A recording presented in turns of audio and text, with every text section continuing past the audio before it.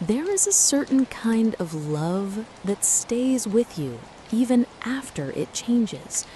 Toronto was that love for me, my first love, my introduction to what it meant to feel something deeply for a place, for a rhythm of life, for a skyline that could hold your thoughts just by being there.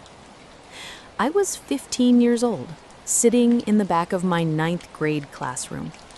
The sun was warm that day, streaming in through the tall windows, the kind of light that makes you restless. Instead of listening to my teacher, I found myself sketching. My desk became my canvas, and line by line, the city began to appear.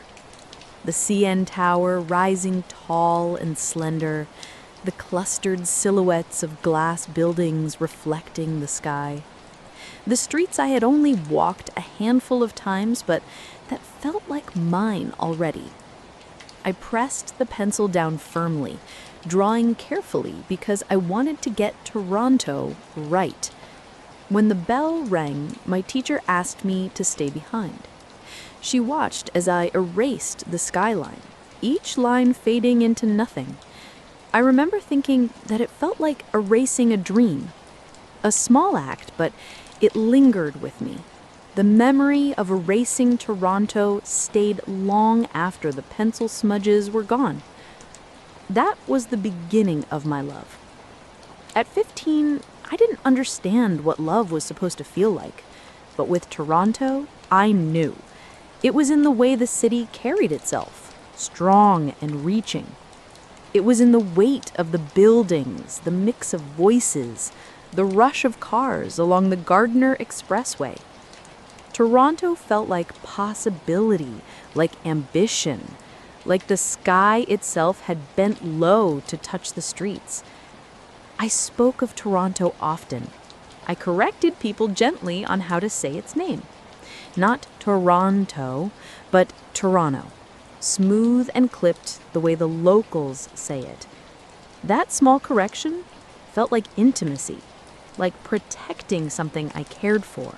But love shifts, time moves, curiosity grows. Years later, I found myself in Montreal. At first, only for a brief visit, a glimpse, really, just enough to leave an impression. But Montreal had a way of arriving softly, slipping into your heart before you realized it was there. I remember walking through the streets in February. The air was cold, the kind of cold that makes your breath visible, rising in slow clouds. And yet somehow, Montreal's wind paused at times, as though the city wanted to make room for me, to shield me for a moment. I noticed the stop signs, bright red, marked with the word arrête. I smiled at how a single word could feel like a different world. Montreal was gentle, but it was also mysterious. Its streets curved differently than Toronto's.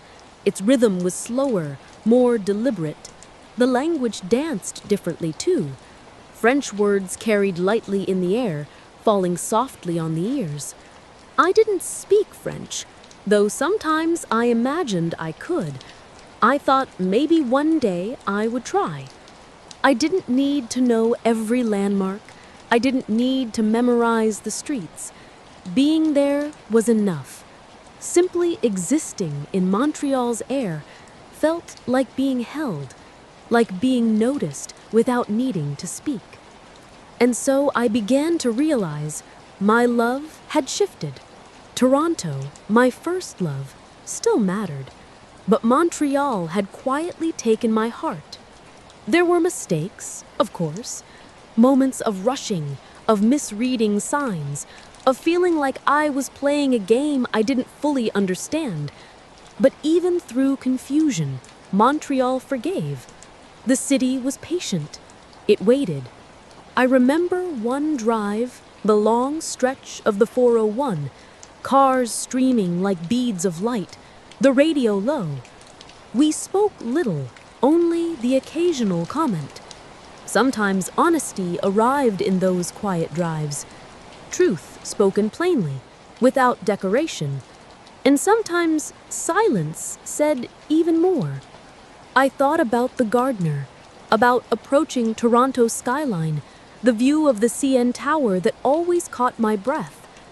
I thought about the weight of flowers wilting in my hands, about wondering if I had made a mistake. Love can feel like that sometimes, like holding something delicate and realizing it may not last.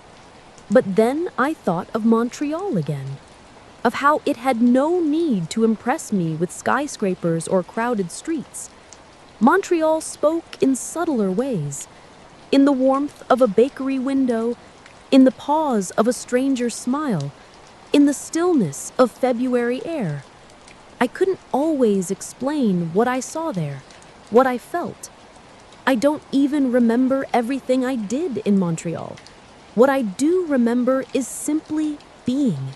The city itself was enough. In time, I came to accept the truth.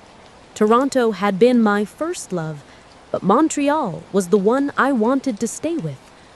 I began to imagine a life there, to walk its streets not as a visitor, but as someone who belonged, to sit quietly in a cafe, hearing the low hum of French around me, to learn the words slowly, even clumsily, holding down the E key on my phone, trying to place the accents in the right direction, to let the city teach me, gently, patiently.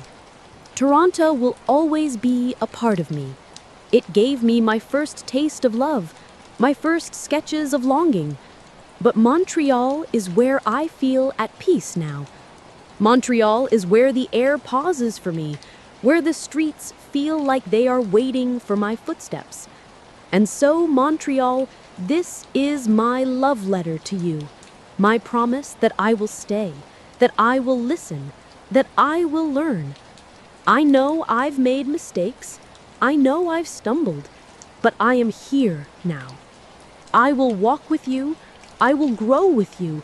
I will hold down the E key for as long as it takes. Toronto may have been my beginning, but Montreal, you are my continuation, my present, my future. And so I say softly, with calm certainty, Je t'aime, Montreal.